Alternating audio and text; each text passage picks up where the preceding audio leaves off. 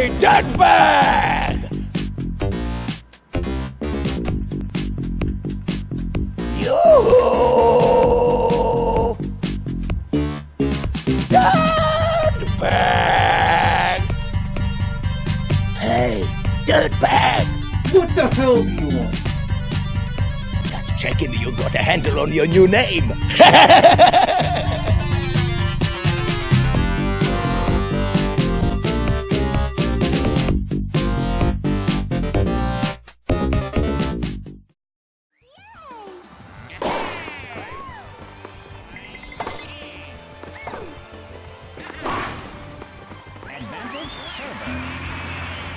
Well, holy fuck. You know what? We might actually get a Mario Sports title in 2018 that's considered actually good if this demo's got anything to go for it. You know what? That's a pretty rare thing to say in 2018. Because most Mario Sports spin-offs or games like Mario Party, basically anything outside of Mario Kart, are considered to be glorified demos that are pumped out just for a quick cash grab. And to be honest, I can't blame people for thinking that way. Hell, I've made a whole episode talking about this very thing.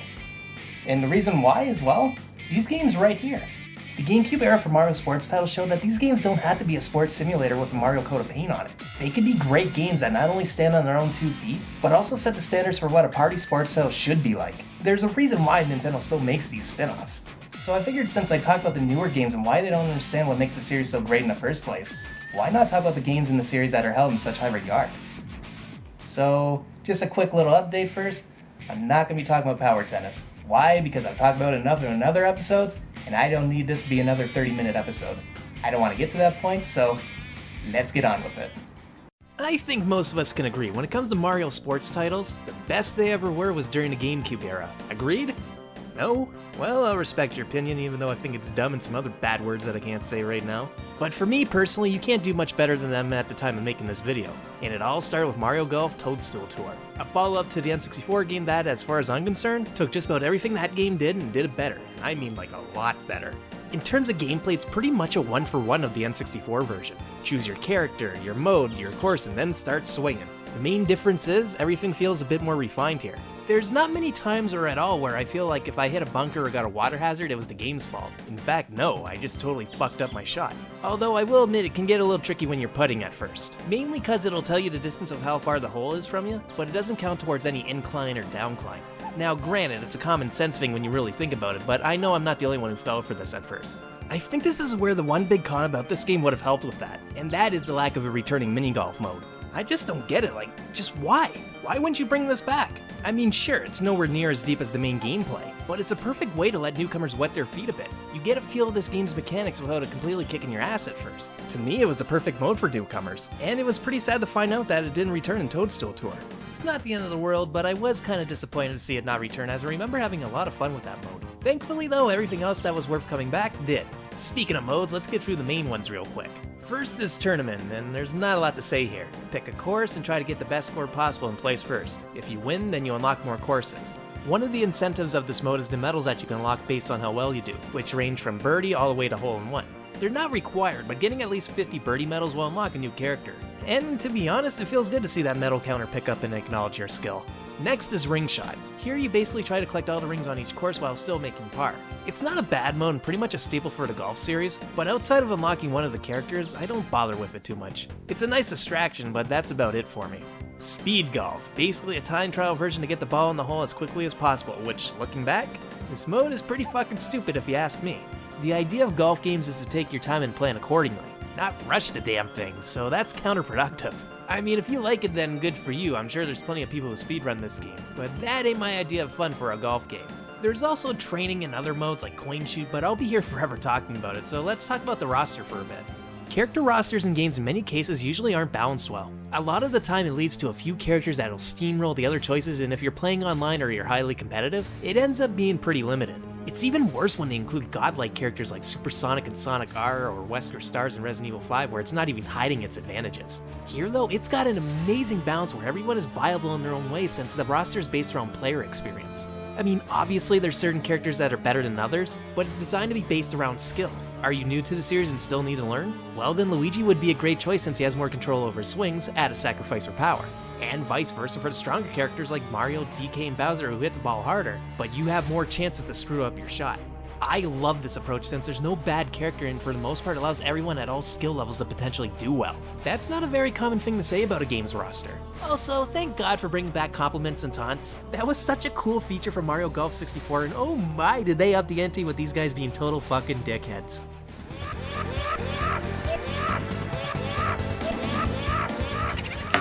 Okay, do it again, I'm gonna kick your ass. Fuck off with the sneezing.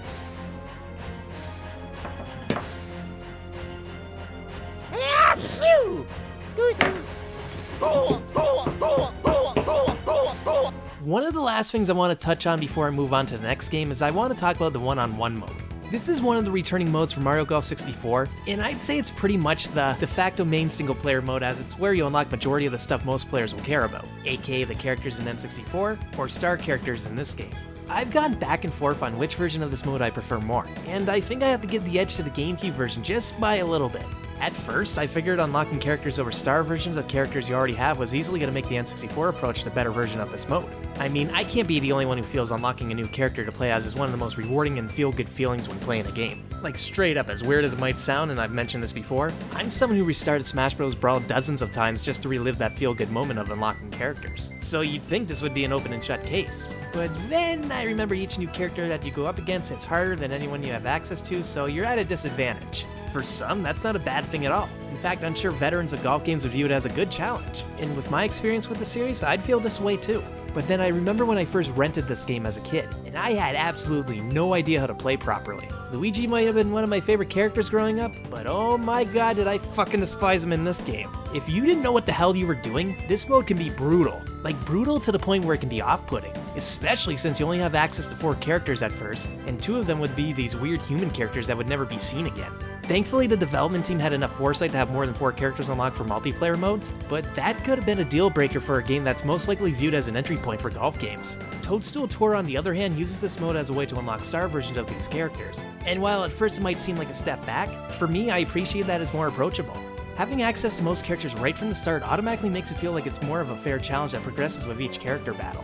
Now, obviously, it's going to be pretty easy at first with Koopa Troopa, but by the time you reach Bowser, it's not going to hold any punches. And because majority of these characters are playable from the start, you're never in a spot where you feel like the computer has an advantage over you. If you can't win, then you have no one to blame but yourself. And to me, that's what proper challenge should feel like. It should feel rewarding that you achieve victory, not feel like, oh, thank fuck, it's over. But that was just a little look at Mario Golf Toadstool Tour, and it set a lot of standards moving forward. At this point, there was a precedent, most knew that tennis was going to be next. That came, it was awesome, I loved it, and I have nothing but good things to say about it.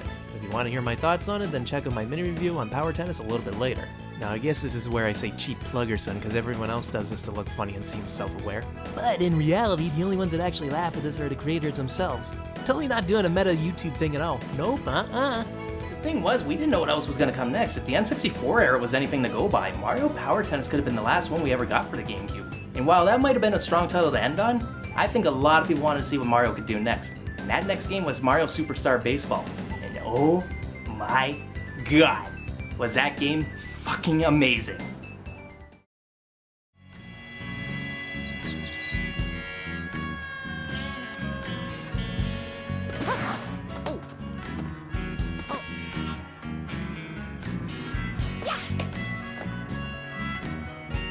One big problem though, what the hell happened to the Wario and Waluigi intro short? Mario Power Tennis made it feel like a tradition to have one, and third game in and you're already dropping it for a generic one? I don't care if it wasn't Camelot developing this game. Namco should have known better, those cocksuckers. Waluigi needs all the help he can get to show how awesome he is and make him more relevant. Namco and Nintendo quite literally dropped the ball. You know, if I was a petty man, I'd be knocking off a whole point for a gaming sin like this. So you're fucking lucky the rest of the game is top notch. Ugh. So, just like the other games, it's another sports simulator, but this time it's baseball. You pitch, you bat, you run, you catch. If you know how baseball works, and you already have an understanding on how this game will work, it just adds a bit of Mario flair to make it stand out. Though, surprisingly, not as much as golf or tennis. It's a bit more generic this time around, but what it lacks in personality, it makes it up tenfold in gameplay mechanics. There's 32 characters, 54 if you count alternate color swaps, and yeah, all 54 characters have their own stats and special abilities. Some of these roster picks will turn heads too, like Goomba and Paragoomba. Fuckers don't even have arms, so how the hell? But Namco did it in the dumbest yet laughably most ingenious way possible. The bat and mitten just magically float. I don't know how it works, but you know what? I like it. Do you like it? I like it. Man, those earthworms don't do anything for a guy's complexion. And hey, Dixie Kong! Holy crap, that's awesome to see you're back. I mean, I know for baseball they had to pull characters from all over the place, but I would have never expected to see any Donkey Kong Country references outside of DK and Diddy. So you know what? Point back to you, Namco. You did good. You did damn good. One of the new mechanics they added to Superstar Baseball was each character has good and bad chemistry with other certain characters. This results in the performance of a character. Like say Luigi passing the ball to Waluigi. Instead of a normal throw, it'll lead to a really slow pass, whereas if it was Mario, it'd be a lot quicker. I love this mechanic, because most would think, well, if you're going to pick a team, it makes more sense to pick all captains and assist captain characters. And while, yeah, they might have better stats all around, it might not mean much though if they don't get along with each other and play like shit. And lastly, Power Shots return from Power Tennis, now called Star Skills. And this time they can be activated anytime you want during batting or pitching, as long as you have some saved up in your meter. Each character can use this feature too, but only the captains and assist captains will have access to the more potent and flashy skills. But they cost more to use than regular star skills, so it's a give or take kind of situation. So taking all that in, it's pretty easy to tell that this could be a blast for a multiplayer experience. But what about a single player experience? This is where challenge mode comes into play. The goal is to beat the other 4 captains, then beat Bowser at the end. But to increase your odds of beating Bowser, you'll be encouraged to recruit your opponents. How do you do that? Well, when you're playing matches against the other 4 teams, at different points a scouting mission will pop up. If you complete what the mission wants you to do, such as say make it to first base or perform a successful bunt, then you'll earn a scout flag for that character. Earn them all and you poach that character and add them to your team. If you recruit the captain, then that's it, the stadium is now completed, and if there were any characters you didn't recruit in time, then they join Bowser Jr.'s team where you can get them there. Challenge mode is designed to have you go through it 5 times. You start off on Mushroom difficulty, then you'll unlock Star, Flower, and then Special difficulty. Once you beat it on Special, then you'll unlock the Bowser playthrough. This final playthrough plays just about exactly as the other captains, but with 2 key differences. 1, Bowser Jr. won't wander on the map, and 2, you can't recruit captains or assist captains, since once you beat each team once, the final match will be against 9 of the 10 captains, making it the hardest match in this mode. You know, looking back, that's actually a brilliant way to have a final boss, because it turns the tables on the player. Beforehand, in most cases, it was you bringing all the captains to face off against Bowser and giving yourself an obvious advantage. But now you get to know what it feels like to be on the generic team, so bring your A game, because this team isn't a pushover. But that's about it. Well, that is unless you're going for the star characters, and I'm telling you right now, in my opinion, this is the best way they ever handled unlocking star characters in a Mario Sports title. It's set up just like scouting missions. Complete all requirements for these characters and you'll unlock the star version of that said character. This feature alone will boost your gameplay by possibly triple if you're looking to unlock it for everyone. There is one problem though, and it's quite a big one, and that is some of the missions are damn near impossible. You're gonna need quite a bit of luck for some of them. I don't care how skilled you are, trying to do something like catch a ball while climbing on the wall is a huge pain in the ass to begin with, especially if it requires the ball to be hit by a certain character. That to me is kinda overkill, but I really like the concept. If they ever do another standalone baseball game, then I hope this feature returns because it can be addictive, especially if you're a completionist.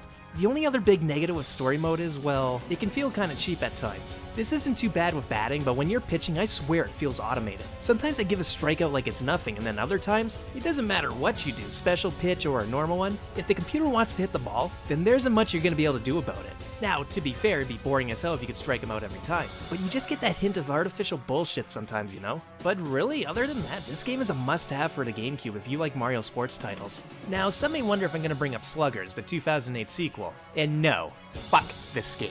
It's one of those perfect examples of gotta force Wii Waggle controls cause fucking motion controls are a thing. I played through it quickly to see if there was anything redeemable and to give it a second chance, but no. Gameplay feels like a huge step back and story mode is trash. All you do is try to collect characters by doing stupid minigame-like missions with some of them being beyond bullshit. If it isn't confusing as hell, then it's obnoxiously difficult like this one here.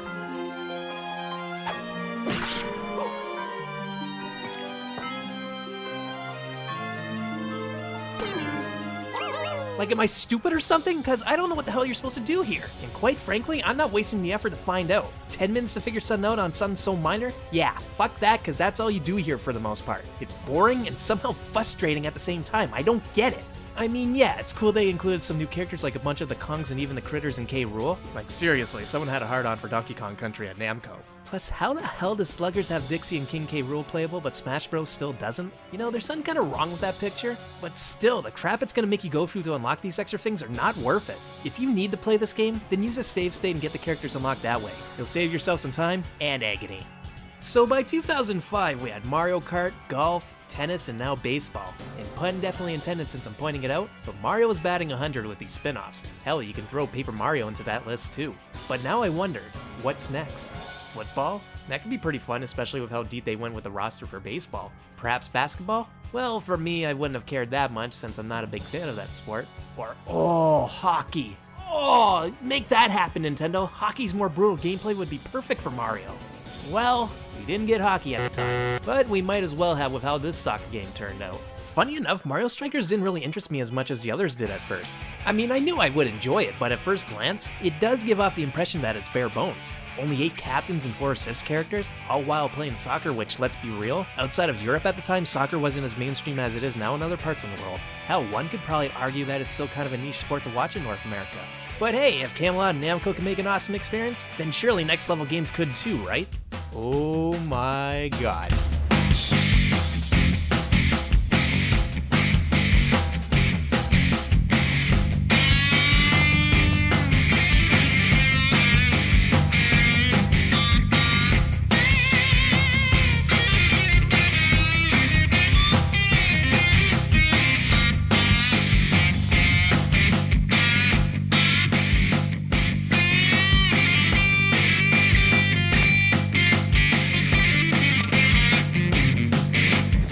Yeah!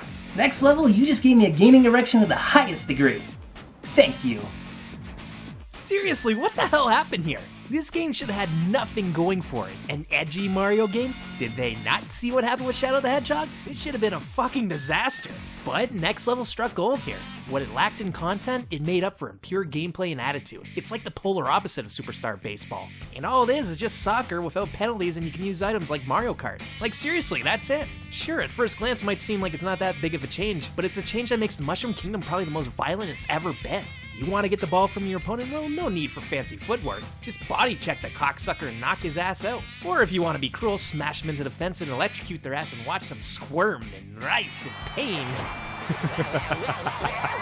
I don't know what it is, but there's just something so satisfying about doing this. Like, I can't be the only one who lets the ball lay and just start body checking the team trying to get to it. A 1, a 2, a 3. Hit it, children. Oh, you're damn right. The way they handle this core mechanic is ingenious, though. You want to be an asshole and try and beat the shit out of your opponent? Well, you can, but that's going to lead them to getting more items to use against you. And while body checking is fun, using Mario Kart-like items is going to hurt a hell of a lot more when they're scoring points on you. So pick your mayhem. The other main mechanic is Super Strikes. If your captain is about to try and score, you can hold down the charge button to prompt a Super Strike. Get the cursor in both green areas, and you'll perform one. If you score, then you get 2 points instead of 1. And if you get the cursor in both dark green areas, then you'll automatically score. But this can be pretty broken once you get the timing right on this move. And to be honest, I'm glad they changed it up in its sequel because nothing's more cheap than a guaranteed 2 points for each shot. But yeah, there's not a lot more to talk about. Grudge Match is just an exhibition mode. Cup Battle and Super Cup Battle are your tournament modes where you unlock the super team as well as cheat codes as you play. And then there's custom battles, so you can guess what happens there. Except this was just the beginning. We weren't done with Strikers just yet. In fact, the next sports title was Mario Strikers Charged, and it's so good! As far as I'm concerned, this is a case study on a perfect sequel. It's everything the original brought, but 10 times better. More characters, more stages, more options for gameplay, more gimmicks, more personality, more attitude, and more brutality. The moment you see the opening cutscene and you see Mario in metal armor and Bowser with Freddy Krueger claws, you know damn well they took it up a level. It's probably the most evil Mario & Co. I've ever gotten, and I love it that much more because of it. Hell, everyone brings up the Waluigi crotch chop win animation, but to me that's nothing compared to him winning a point, then smashing one of his opponents in the face with a metal ball. Like, that's just beyond brutal. Like, that's just cruel. Hell, even Daisy shines in this game. Like the scene where she loses a point and starts losing her shit to the point where her teammates are fearing for their lives. You just don't see that stuff in Mario games. It's Nintendo bad and it knows it. Beautiful. So the major thing you're gonna notice right off the bat is you're given a lot more choices in picking your team. There's more captains and supports, but now instead of having to settle for one set of that character, you can now mix and match them to give your team a bit more strategy and to fit your playstyle. A much needed and welcome improvement if you ask me. Next are exclusive items for the captains, such as Mario and Luigi growing huge, taking out anyone in their path, while Luigi being able to block off sections of an area with his vines, etc. We also got 10 new stages, each with their own hazards, as well as 7 returning stages from the original, and they fixed the Super Strike. Now when you successfully perform one, depending on where the cursor lands, it'll prompt a very stylish shot and 4 to 6 shots will come flying at the goalie. Now this is where motion controls come in, as the player who got shot on has to try and catch all the balls. This change was also a welcome one in my opinion. It not only fixed the broken super strike so that you couldn't get a guaranteed 2 points, but the trade-off for allowing the goalie to block all the shots is now that you can earn up to 6. So they balanced it in a way that also made it rewarding at the same time. What can I say to that other than awesome? So pretty much, that's it. I mean, what else can I say about Strikers? Now, I know I said I'd be focusing on the GameCube era for this episode, but for me to not talk about Strikers Charge would be a disservice for this series. It's criminal that we have not seen a sequel for this game yet. But there's the Mario and Sonic games and the Mario Sports Superstars. Yeah, sucker, ain't it? You shut your fucking mouth right now. They're not the same damn thing and you goddamn well know it. Say it again and see what fucking happens. Now, okay, that reaction is obviously over-exaggerated and most people wouldn't act that way. I hope. But I know fans of the Mario Sports series feel me on that, especially on Strikers. Like straight up, a sequel for this game would be perfect for the Switch. No matter the mode, it's only one screen and the Switch already comes with 2 controllers. It's like it was made for the system, and if it doesn't happen, then there's something seriously wrong here. But either way, it's been 10 years. 10 years since the really last good Mario Sports title. It's gotten to the point where people just don't really care anymore. Mario Sports outings are viewed as cheap cash grabs now. And to be honest, I don't blame people because they really have been. Half of a whole previous episode was talking about how Ultra Smash was a glorified demo that you paid $60 for. And no matter how much you try to swing and do damage control for that game, that's not right and they should have been embarrassed for releasing such a thing. It's been tough for fans of these series, especially since we know what the developers are capable of. Hopefully Mario Tennis proves itself and gets the series back on track, because I think if they don't get it right this time, people are going to move on for good. It's not like it was 10 to 15 years ago where these games were your only option for alternative sports games. Now there's games like Rocket League or Golf Story to scratch that itch, so we'll see. Hopefully the next time I talk about the sports series, it'll be in a positive light. But until then, you guys have a great day or night or whenever the hell you watch this, and I'll catch you next time, and I'm ending this on a blooper for a change. Have at it. You fucking sneeze again and I'll fucking kick your ass. Knock it off.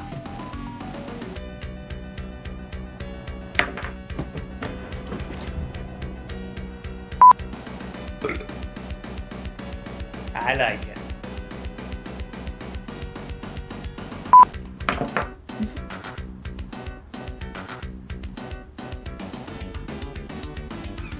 God, he was fucking looking at me. Oh shit. I fucking spooked me for a minute. God